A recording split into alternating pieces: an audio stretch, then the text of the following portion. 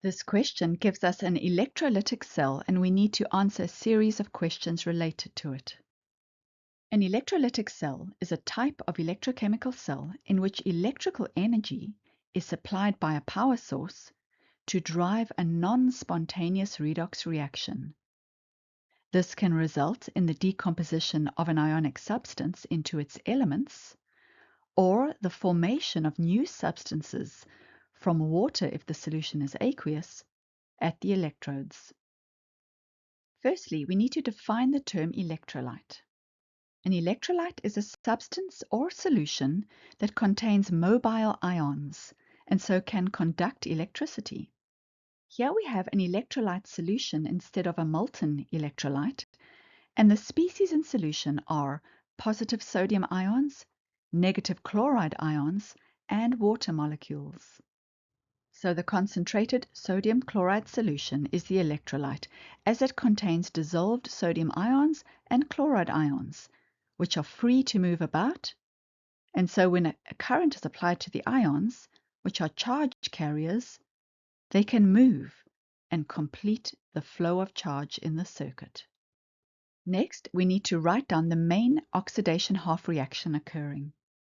The positive terminal of the cell is attached to the positive electrode, and the negative terminal to the negative electrode. Negatively charged chloride ions in solution are attracted to the positive electrode. They each donate an electron to this electrode and get oxidized. Oxidation occurs at the anode. The electrons lost by chlorine travel up the wire to the other electrode. This is the oxidation half reaction occurring at the anode.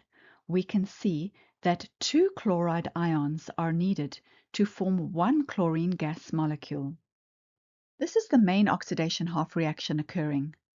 Now, water itself can also be oxidized. However, since the solution is concentrated, there are a lot of chloride ions in solution, and they therefore get oxidized instead of water. If the solution was dilute sodium chloride, then there would be a low concentration of chloride ions, and water would be preferentially oxidized. Further explanation than this is not required at school level.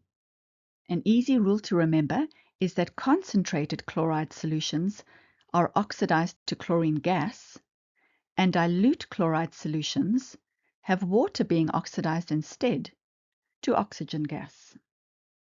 We also need to give the products formed at electrode 2.